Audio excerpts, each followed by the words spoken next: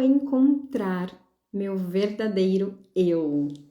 Olá, sejam muito bem-vindos a mais uma live do Psicanálise em Ação. O tema de hoje é sobre o encontro com o nosso verdadeiro eu. Isa, o que é isso? O que é esse verdadeiro eu? Aí que tá. Sabe aquela perguntinha que é tão simples e ao mesmo tempo tão difícil de explicar, de conseguir responder, que é: quem sou eu? Quem sou eu?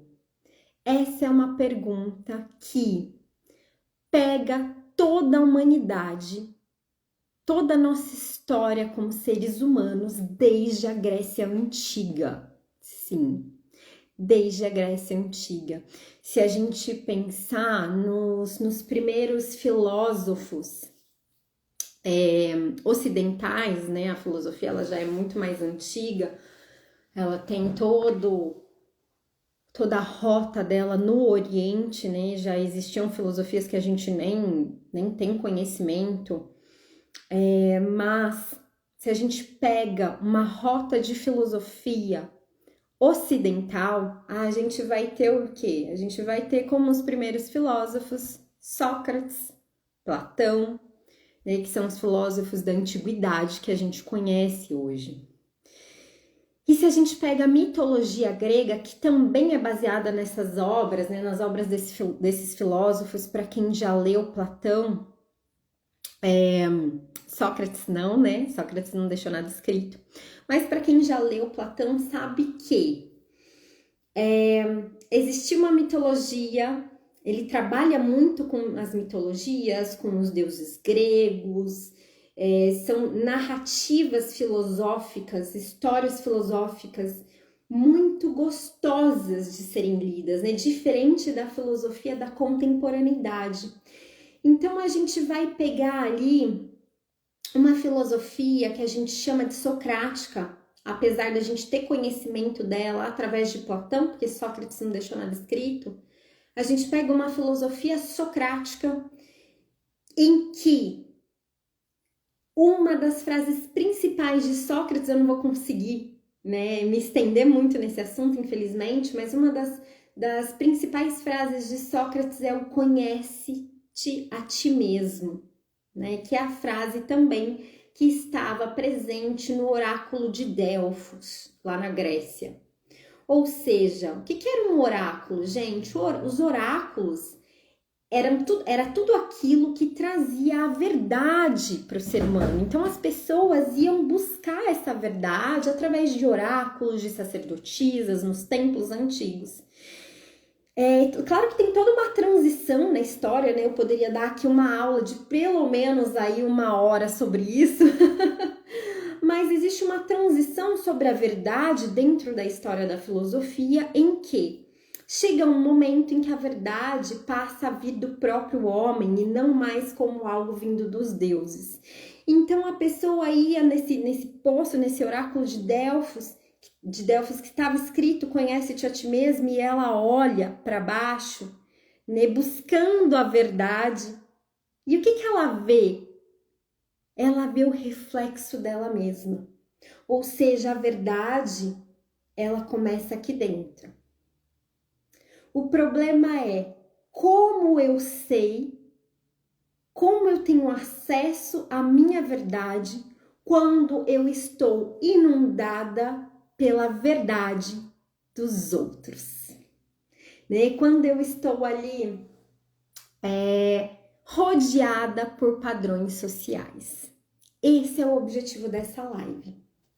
Porém, tem uma questão muito importante. Eu vou conseguir trazer tudo isso para vocês em uma live de 20 minutos? Não vou.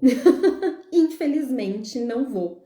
Né? É por isso que eu deixei até nos meus stories, para quem topava, da gente fazer uma minissérie sobre isso, né? Assim como eu fiz a minissérie sobre procrastinação e alguns outros assuntos da psicanálise em ação. Então hoje eu tô trazendo uma breve introdução para vocês, porque esse é um assunto maravilhoso e um assunto muito extenso, que vai refletir até nos nossos trabalhos, Né? Sabe aquela pergunta, sou eu? Ah, eu sou a Isabela, eu sou terapeuta.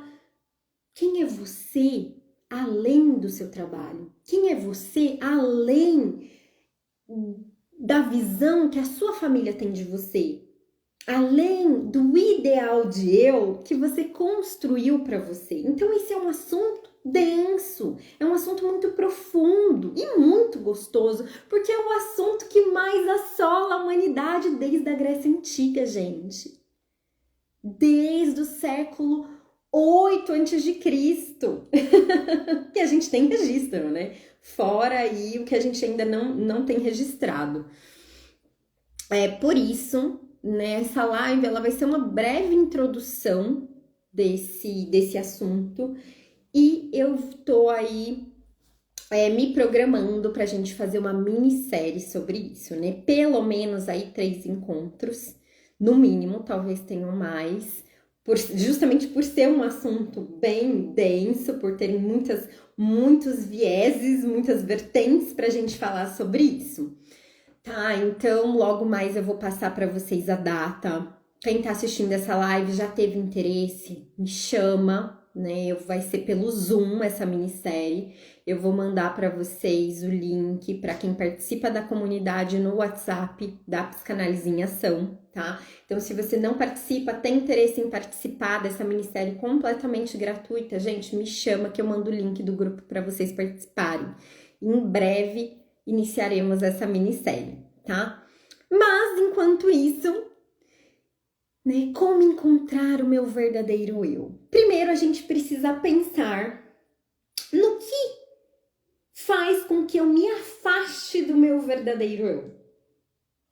E aí, a gente tem 3 dimensões, né? 3 principais dimensões que fazem com que eu me afaste do meu verdadeiro eu.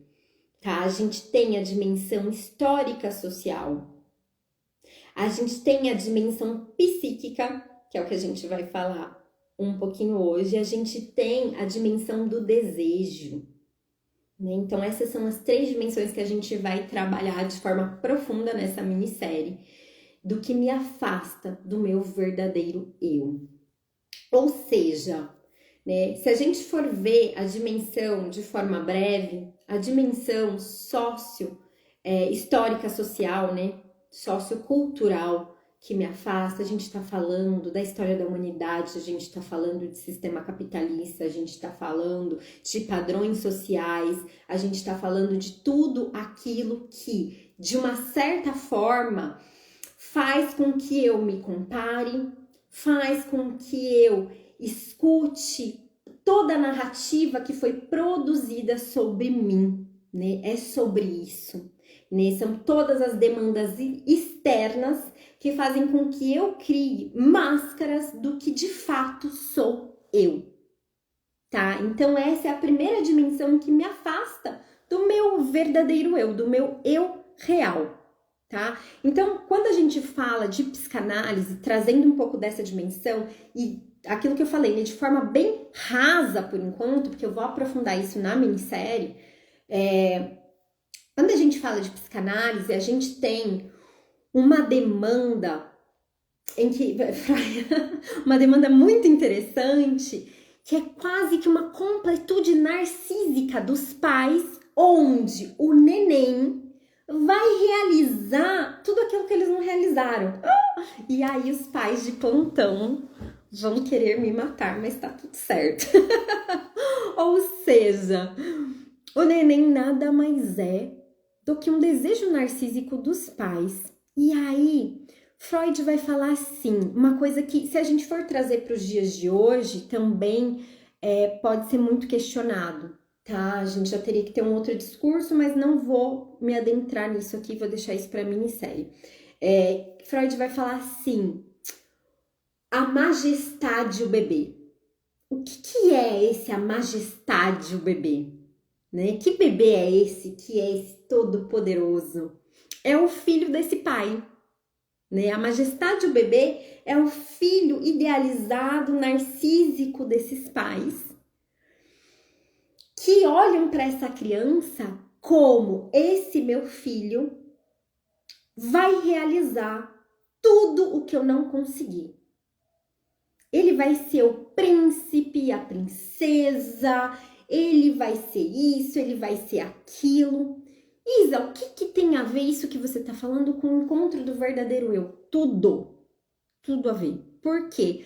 Porque essa primeira idealização narcísica dos pais constrói a minha subjetividade. Ou seja, é aquela primeira demanda externa que a gente estava falando lá no começo, né? Ou seja, eu também sou, né? Eu também me criei à medida da visão dos meus pais. Então, o externo, cultural, familiar, também vai me moldar. E isso pode coincidir com o meu verdadeiro eu, como pode ser totalmente divergente de quem eu realmente sou, tá? Que aí a gente fala sobre pertencimento, sobre a necessidade de se encaixar. Então, percebe? Existem várias vertentes, a gente vai trabalhar isso minuciosamente na minissérie, tá? Eu vou passar por todas essas camadas, a camada familiar, vou falar mais sobre o bebê à majestade, sobre esse traço narcísico do bebê que é constituído de acordo com a visão dos pais, tá? E aí, o que acontece? Esse neném, ele vai construir a sua identidade, né? A sua personalidade, subjetivamente, através dessa visão desse pai e dessa mãe, tá? Porém, aquilo é o que de fato esse bebê é? Não necessariamente. E dessa forma, ele vai construir dentro dele, né, essa criança, esse neném, vai construir dentro dele um ideal de eu. Aquilo que a gente idealiza de quem nós somos ou quem nós deveríamos ser.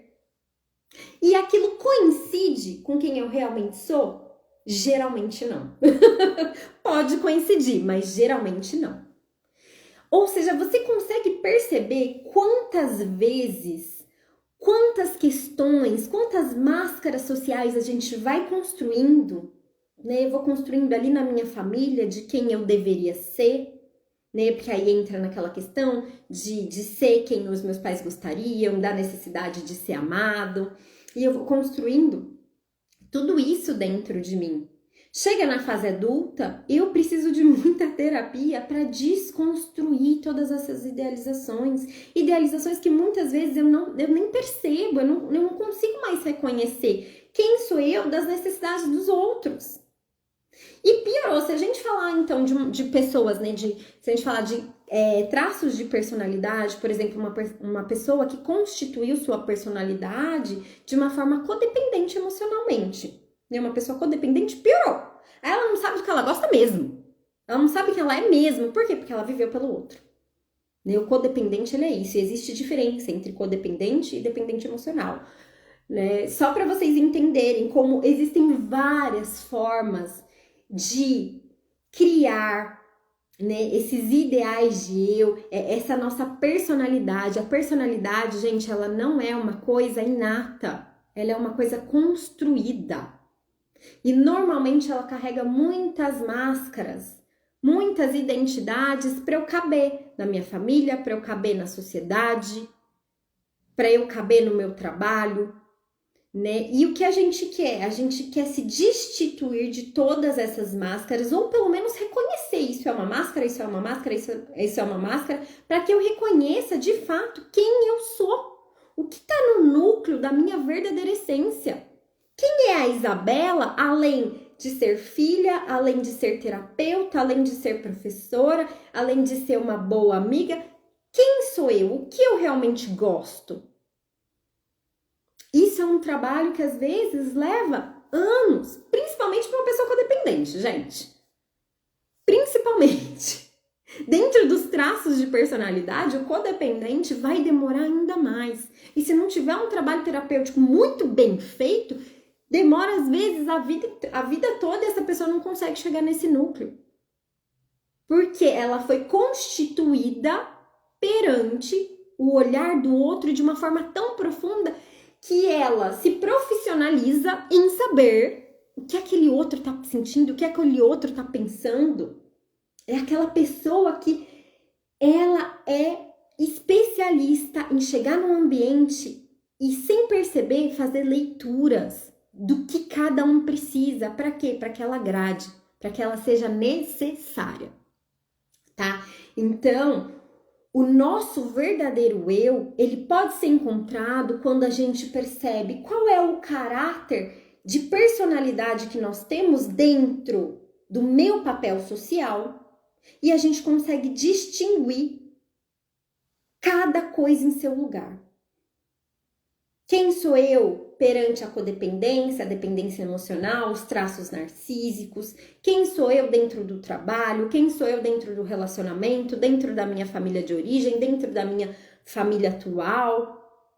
E quem sou eu de verdade? O que sustenta a minha essência? Esse meu eixo, tá?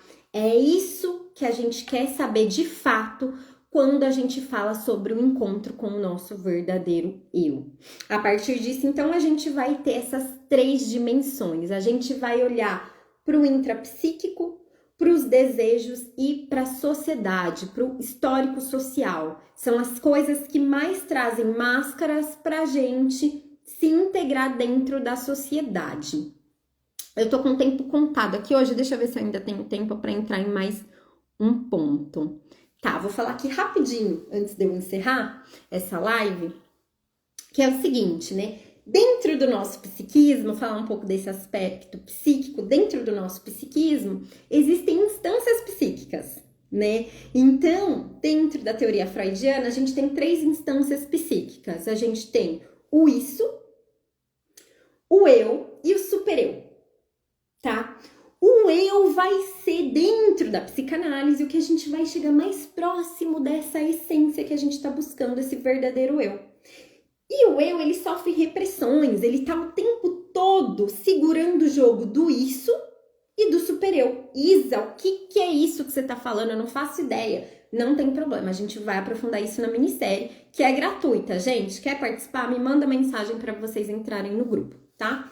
E aí eu vou aprofundar tudo isso com vocês lá. Mas só para deixar uma reflexão aqui. Percebe que o meu isso são os meus desejos mais instintivos, tá? O meu supereu é a minha ética moral, é o meu ideal de eu. E aí o eu, quem eu sou dentro da psicanálise, fica naquele jogo entre tudo aquilo que eu quero que vem do isso, das minhas pulsões, né? Freud não fala de instinto, mas tudo que eu quero através das minhas pulsões e tudo que vem da minha demanda, social, então daquilo que é certo, daquilo que é errado. E o nosso eu dentro da psicanálise, gente, ele fica o tempo todo aqui, ó, tentando equilibrar os pratos, o tempo todo, sabe, pisando em ovos, essa é a palavra. E é isso que a maioria de nós vive hoje, né? Discordem de mim se eu estiver errada.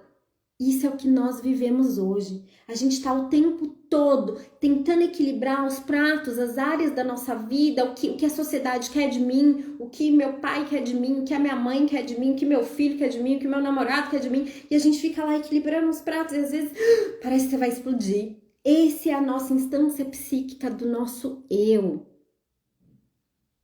Isso é o que eu sou? Pra gente entender quem eu sou de verdade, a gente precisa parar um pouquinho, conseguir deixar o nosso supereu ir para lá. Essas demandas sociais irem para lá, para que eu consiga finalmente respirar e conseguir olhar para o que está dentro da minha essência, tá? Parece fácil, mas não é. Não é tão simples assim, né? Por quê? Porque quando a gente fala de supereu, a gente fala de culpa. E a culpa, ela é estruturante da nossa cultura. A culpa é estruturante do nosso próprio psiquismo, de quem eu sou. Então, por que não é tão fácil assim? Porque a gente precisa se distanciar da culpa para que a gente consiga encontrar o nosso verdadeiro eu. Então, não sei se vocês viram a enquete que eu coloquei esses dias, acho que antes de ontem nos stories, falando sobre quem consegue descansar sem sentir culpa. Ou seja, a culpa também está relacionada com o encontro do meu verdadeiro eu. Olha que doideira, gente. Vocês acham que eu ia conseguir falar de tudo isso para vocês numa live? Não ia rolar.